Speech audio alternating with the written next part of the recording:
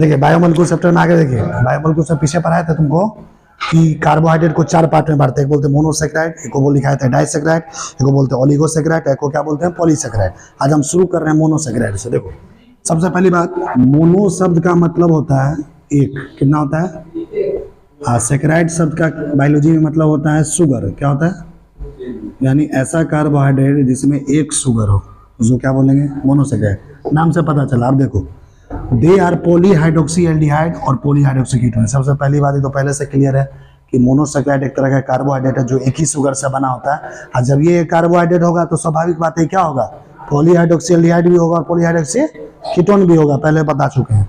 देखो they are simplest carbohydrate. देखो चूंकि ये एक ही शुगर से बना हुआ कार्बोहाइड्रेट है, हम तुमको ये भी पढ़ाएंगे लाखों करोड़ों शुगर से भी बनता है कार्बोहाइड्रेट। 2 शुगर से बनता है, 2 से 3 से शुगर से बनता है, 10 शुगर वाला भी होता है, मिलियंस बिलियंस में होता है। समझ में आ रहा है?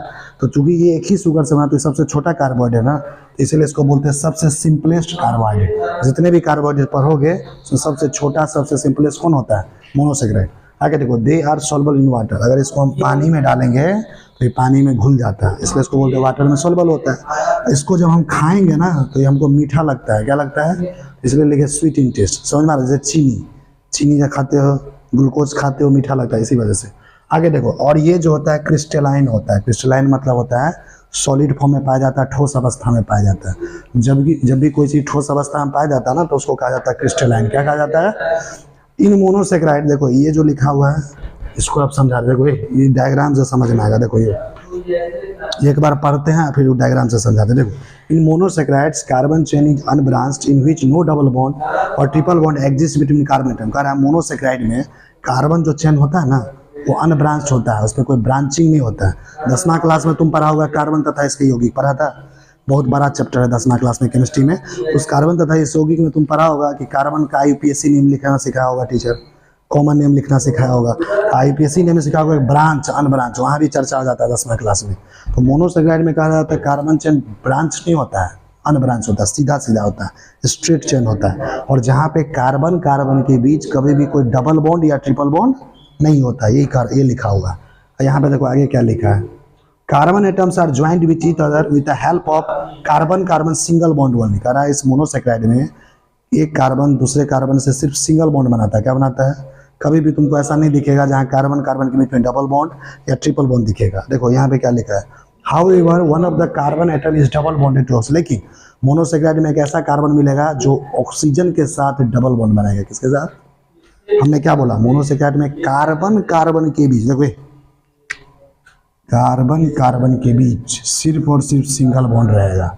ऐसा कभी नहीं मिलेगा मोनोसेक्राइड में कि कार्बन कार्बन के बीच में डबल बॉन्ड या ट्रिपल बॉन्ड। हाँ, लेकिन एक जगह ऐसा मिलेगा जहाँ कार्बन जो है ऑक्सीजन के साथ डबल बॉन्ड बना रहा है। अब इस चीज़ को थोड़ा डायग्राम के थ्रू समझा करो। देखो यहाँ पे 2 मोनोसेक्राइड लिए हैं, एक का नाम है डाईहाइड्रोक्सी एसीटोन, क्या लिखा हुआ है, और एक लिए है हम लोग ग्लूकोज का।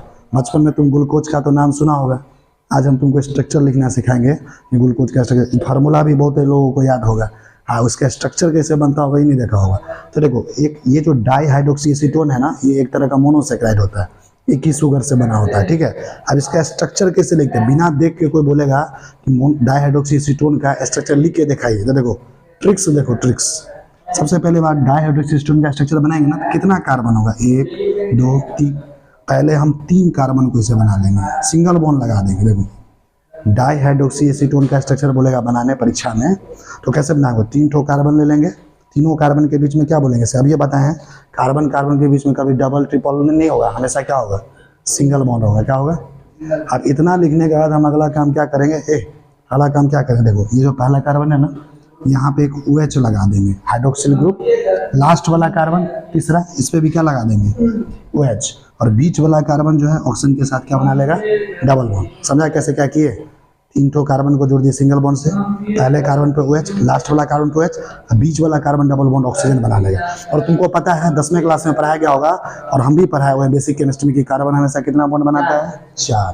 तो कार्बन 4 बॉन्ड बनाएगा हमेशा, और कार्बन हमेशा हाइड्रोजन के साथ जुड़ा रहता है। जहाँ पे वैलेंसी नहीं पूरा होता है ना तो वहाँ पे हाइड्रोजन जोड़ दिया जाता है। क्या जोड़ दिया जाता है? 4 बॉन्ड पूरा करने के लिए क्या जोड़ दिया जाता है? हाइड्रोजन। देखो तुम्हें गौर से देखो, ये कार्बन अभी कितना बॉन्ड बना रहा है? 1 बॉन्ड यहाँ बना रहा है, तो नहीं इधर कितना बॉन्ड बना रहा है, यहाँ पे कितना बॉन्ड बना रहा है, तो ये कार्बन एक इधर बना रहे, किधर दो बॉन्ड बना रहा है, दो बॉन्ड तो और बनाने का ना, इससे देखो दो बॉन्ड और बनाएगा ना, देखो नहीं इधर दो बॉन्ड और बनाएगा, इसलिए हम दो हाइड्रोजन जोड़ दिए, क्या जोड़ दिए, क्या जोड़ दिया अपने मन से, देखो ना क्या जोड़ दिए इस पे, तो हाइड्रोजन, इस कार्बन को देखो बीच वाला पे, देखो नहीं इधर ये दो बॉन्ड बना रहा है इधर, यहाँ तीन, तो यहाँ पे कुछ नहीं जुड़ेगा, यहाँ देखो दो बॉन्ड बना, क्या तो हाइड्रोजन जोड़ेंगे, कितना जोड़ेंगे, यही हो गया डायहाइड्रोक्सीसीटोन। कितना सिंपल है, देखने में भयानक लग रहा है लेकिन आसान स्ट्रक्चर है, समझ में आ रहा है ना, तो यही हो गया आपका डायहाइड्रो। और देखो जैसा डिफिनेशन हमने बताया कि डायहाइड्रोक्सीसीटोन में कार्बन के कार्बन सिंगल बॉन्ड ये जो दिया हुआ है ना, लगातार जो सीधा कार्बन का चेन आ रहा है, इसको बोला जाता है अनब्रांच्ड कार्बन चेन। क्या बोला जाता है, अनब्रांच्ड कार्बन चेन। क्या बोला जाता है, अनब्रांच। क्या बोला जाता है, ये सीधा सीधा जो चेन आया है इसको क्या बोला जाता है, अनब्रांच। और यहाँ पे देखो कार्बन और ऑक्सीजन के बीच में क्या है, डबल बॉन्ड है। कैसे हम बोले कि ये कार्बोहाइड्रेट है, कार्बोहाइड्रेट को चेक करने का तरीका बताए थे, या तो पॉलीहाइड्रोक्सी एल्डिहाइड होगा या पॉलीहाइड्रोक्सी कीटोन। देखो यहाँ पे OH ग्रुप क्या ठोक लगा हुआ है, एक से ज्यादा है ना, यानी पॉलीहाइड्रोक्सी हो गया। ये C डबल बॉन्ड क्या होता है, कीटोन। क्या होता है, या तो एल्डिहाइड हो सकता है या कीटोन, या कीटोन, इसको बोलेंगे पॉलीहाइड्रोक्सी कीटोन। यानी तुमको ये क्लियर है कि डायहाइड्रोक्सीसीटोन एक तरह का पॉलीहाइड्रोक्सी कीटोन है, यानी एक कार्बोहाइड्रेट है। और कार्बोहाइड्रेट में भी कौन है, मोनोसैकेराइड। क्या है, और इसका स्ट्रक्चर कैसे बना पता चल गया, बहुत आसान स्ट्रक्चर है। पहले लगातार 3 कार्बन को जोड़ दो सिंगल बॉन्ड के साथ, पहले पे OH लास्ट पे OH, बीच में डबल बॉन्ड हो, और बाकी वैलेंसी पूरा कर दो। देखो ऐसे ऐसे हम बनाए थे ना, पहले ऐसे बोले थे बना लेने, और बोले थे कि कार्बन हमेशा 4 बॉन्ड बनाता है, जहाँ वैलेंसी नहीं पूरा होगा वहाँ हाइड्रोजन जोड़ देंगे।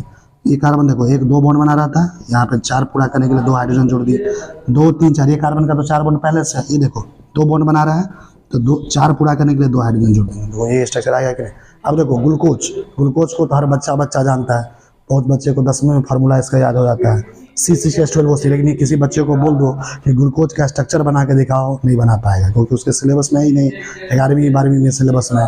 तो ग्लूकोज का स्ट्रक्चर कैसे बनाता है, अभी हम डायहाइड्रोक्सीसीटोन का सिखाएं। अब देखो ग्लूकोज भी एक तरह का मोनोसैकेराइड होता है, जैसे ये डायहाइड्रोक्सीटोन होता है, एक ही शुगर से बना, ये भी एक ही शुगर से बना। अब थोड़ा देखो ग्लूकोज का स्ट्रक्चर, ग्लूकोज में कितने कार्बन होते हैं, 6। कितना होता है, तो देखो 6 कार्बन ले लिए, देखो 1 2 3 4 5 6 कार्बन ले लिए। और हम बताएं कि कार्बन के बीच हमेशा मोनोसैकेराइड में सिंगल बॉन्ड, डबल ट्रिपल कभी यूज नहीं करेंगे, आंख मूंद के सिंगल बना दिए हम। केटो कार्बन लिए थे 3 6। अब देखो इसमें अगला काम क्या करना, देखो उधर ऊपर वाला जो कार्बन दिख रहा है ना, वहाँ पे एल्डिहाइड ग्रुप लगा हुआ, क्या लगा हुआ है, और तुमको पहले से पता है एल्डिहाइड इसको बोलते हैं CHO को, या इसी को बोलते हैं, इसको इससे भी लिख सकते हैं C डबल बॉन्ड OH। तो इस कार्बन पे सबसे पहले हम क्या करेंगे, एल्डिहाइड बनाने के लिए डबल बॉन्ड O जोड़ देंगे, और एक, तो ये बोला CHO ग्रुप हो गया, यानी एल्डिहाइड हो गया। इतना तो काम पहले कर लेंगे। अब देखो दूसरा तीसरा ये सब जो बाकी कार्बन दिया हुआ है, इस पे क्या करेंगे, सबसे पहली बात ऊपर से चले आएंगे तो ये पहला कार्बन होगा, ये दूसरे कार्बन पे इधर OH लगा दो। क्या लगा देंगे, दाहिने साइड क्या लगा देंगे, दाहिने साइड क्या लगाएंगे OH, और बाएं साइड उल्टा क्या लगा देंगे H, इसका जस्ट उल्टा।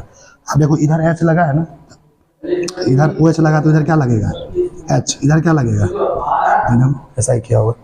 यहाँ पे पहले OH जोड़े तो इसको उल्टा साइड H जोड़ दी, और यहाँ पे चूंकि पहले OH जोड़े थे, अब इधर क्या जोड़ेंगे H, इधर उल्टा क्या लगा देंगे OH। हाँ, इसके बाद ये जो बाकी जो कार्बन है ना, देखो आंख मूंद के OH लगा दो, आंख मूंद के OH लगा दो, आंख मूंद के OH लगा दो, लगातार 3 OH आंख मूंद के लगा दो, और बाकी पे सब जगह हाइड्रोजन लगा दो। देखो हाइड्रोजन हाइड्रोजन हाइड्रोजन हाइड्रोजन, यही हो गया ग्लूकोज। देख लो मिलता होगा पूरा, कोई याद उद करने की जरूरत नहीं है। देखो ग्लूकोज देखो फिर से बना रहे हैं 6 कार्बन, 1 2 3 4 समय सिंगल बॉन्ड बना दिए। क्या बोले, यहाँ पे एल्डिहाइड बनाना है तो डबल बॉन्ड हो, यहाँ पे एक H जोड़ दो। क्या बोले, दूसरा नंबर कार्बन जो है ऊपर से इस पे OH लगा देना, जब भी इधर OH तो इधर क्या हो जाएगा H। अब उल्टा कर देना, इधर OH था तो अब इधर पहले क्या जोड़ देंगे H, इधर H है तो इधर क्या हो जाएगा OH। अब उसके बाद तो बहुत आसान है, यही तक थोड़ा है। अब उसके बाद बहुत आसान, दाहिना साइड खाली OH जोड़ दो, ये दाहिना साइड है खाली OH जोड़ दो, खाली 3 OH लगातार जोड़ेंगे, 3 OH सिर्फ जोड़ना है। और उसके बाद सब जगह आके उनके H जोड़ दो, सब जगह H जोड़ो, सब जगह H जोड़ो, सब जगह H जोड़ो। यही आपका हो गया ग्लूकोज। बहुत आसान स्ट्रक्चर है, इस तरीके से बनाओगे तो बहुत आसान है। अब देखो ग्लूकोज को कार्बोहाइड्रेट क्यों बोले, उसको देखो एक OH, दूसरा OH, तीसरा OH, चौथा OH, हम बोले ना एक से ज़्यादा OH हो गया तो पॉलीहाइड्रोक्सी। और यहाँ पे लगा हुआ है एल्डिहाइड, तो इस कंपाउंड का नाम होगा पॉलीहाइड्रोक्सी एल्डिहाइड। ग्लूकोज क्या हो गया? पॉलीहाइड, या तो पॉलीहाइड्रोक्सी एल्डिहाइड हो या पॉलीहाइड्रोक्सी कीटोन, तो कार्बोहाइड्रेट कहलाता है। ये था पॉलीहाइड्रोक्सी कीटोन तो इसको बोले कार्बोहाइड्रेट, ये है पॉलीहाइड्रोक्सी एल्डिहाइड तो ये भी कहलाएगा कार्बोहाइड्रेट। अब ये देखो, ये कार्बन का जो लंबा चेन दिख रहा है 6 कार्बन का, इसकी कैसा चेन है? अनब्रांच्ड कार्बन चेन है। कैसा चेन है? अनब्रांच, किसी तरह का ब्रांचिंग नहीं है। और यहाँ पे हम बताए थे ना, कार्बन कार्बन के बीच में सिर्फ सिंगल बॉन्ड होगा, ये जो लिखाए थे ना, कार्बन कार्बन के बीच हमेशा सिंगल बॉन्ड होगा, सिर्फ एक कार्बन ऐसा मिलेगा जो ऑक्सीजन के साथ डबल बॉन्ड बनाएगा। जैसे यहाँ भी देखो, सिर्फ एक कार्बन ऐसा मिलेगा जो ऑक्सीजन के साथ डबल बॉन्ड बनाएगा, सिर्फ एक कार्बन ऐसा मिलेगा जो ऑक्सीजन के साथ डबल बॉन्ड। देखो यहाँ भी ऑक्सीजन के साथ कार्बन डबल बॉन्ड बना रहा है कि नहीं, यहाँ भी एक कार्बन, बाकी सभी कार्बन आपस में सिंगल बॉन्ड बनाएगा, कभी कार्बन के बीच में डबल ट्रिपल नहीं बनेगा।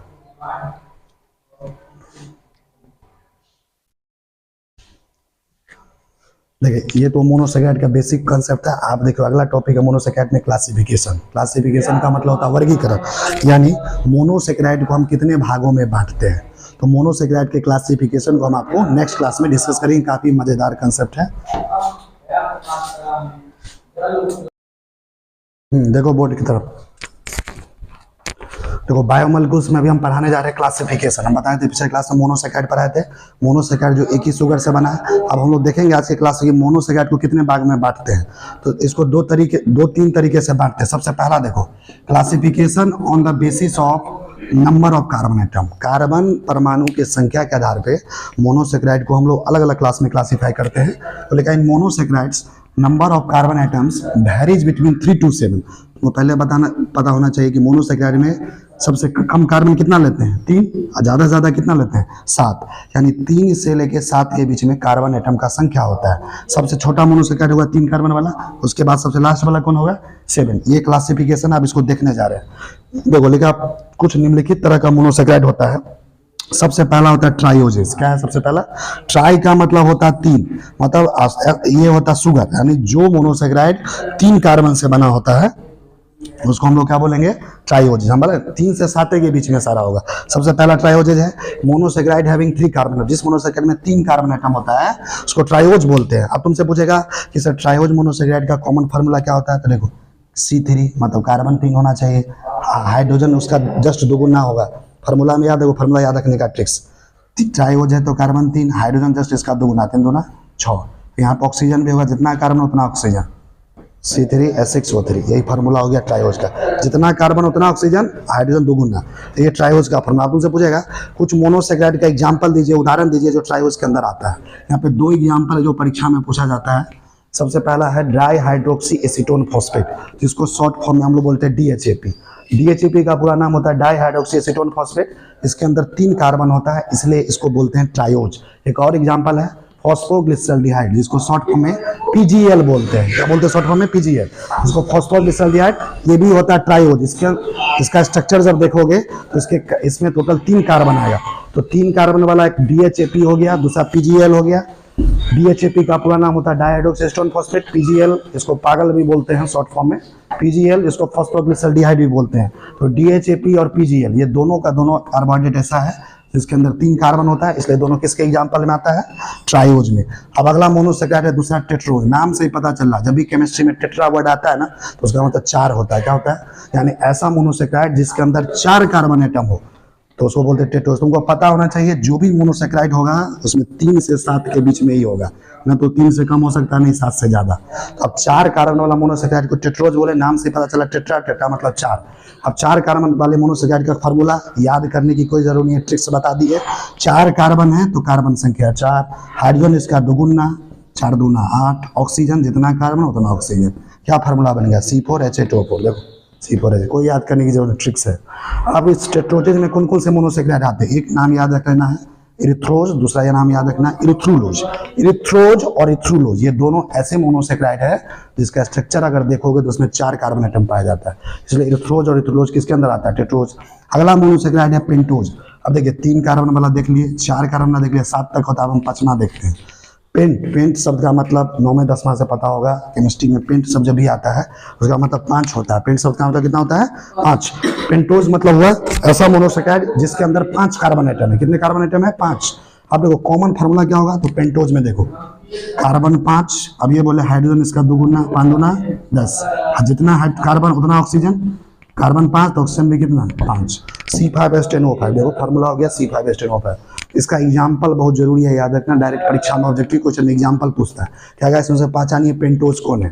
तो देखिए पहला पेंटोज जो है राइबोज, राइबोज पेंटोज होता है, राइबोलोज पेंटोज होता है। क्यों? क्योंकि इसमें भी 5 कार्बन, इसमें भी 5 कार्बन।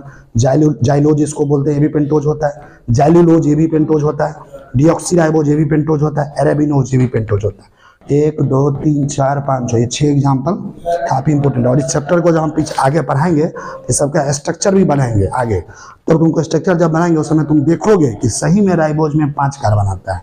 आप देखोगे सही में राइबोलोज में 5 कार्बन आता है। वहाँ जब इसको बताएंगे इरिथ्रोज का स्ट्रक्चर, तो वहाँ तुमको बताएंगे यहाँ पे 4 कार्बन होगा। जब हम इसको बताएंगे फॉस्फोग्लिसराइड, ये जो कि पिछले क्लास में ही बता दिए थे, कॉपी खोल के देखना, ये बताया हुआ है। उसमें कार्बन का संख्या गिनना 3 ठो कार्बन होगा, कितना होगा। इसलिए किसके कैटेगरी में आता है, ट्रायोज। किसके कैटेगरी में आता है, ट्रायोज के कैटेगरी में।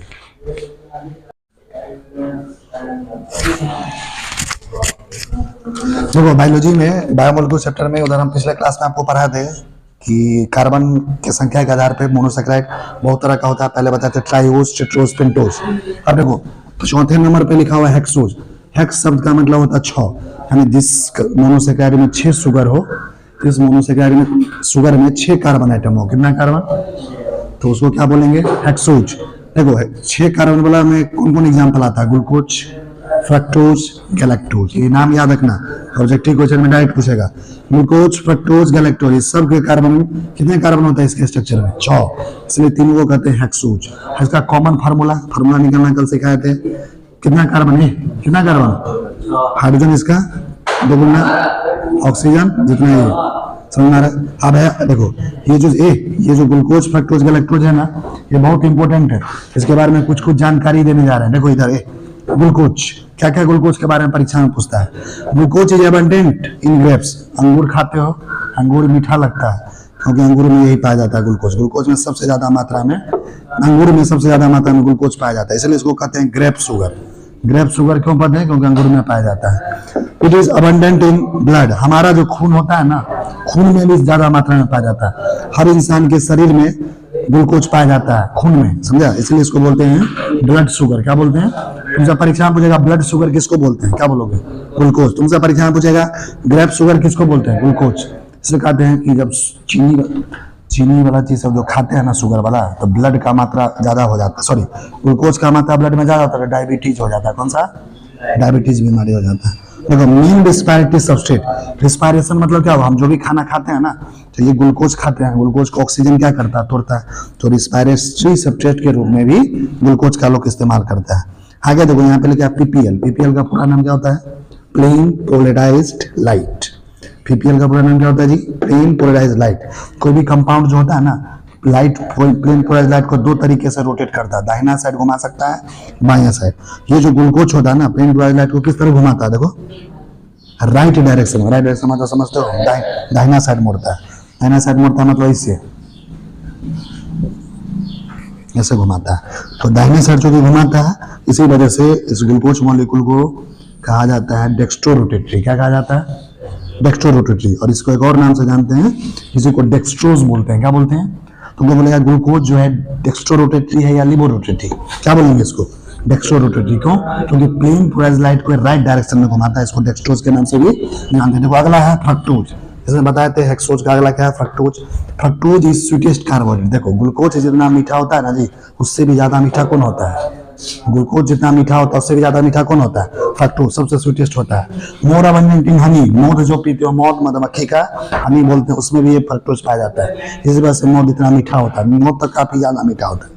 स्वीट फ्रूट जो जितना भी मीठा मीठा फल खाते हो ना, सब में फ्रक्टोज खाया जाता है। क्योंकि ये फल में पाए जाने वाला शुगर है, इसलिए फ्रक्टोज को फ्रूट शुगर भी बोलते हैं। क्या बोलते हैं, फ्रक्टोज को क्या बोलेंगे, फ्रूट शुगर। तुमसे पूछेगा फ्रक्टोज फ्रूट शुगर किसको बोलते हैं, फ्रक्टोज को।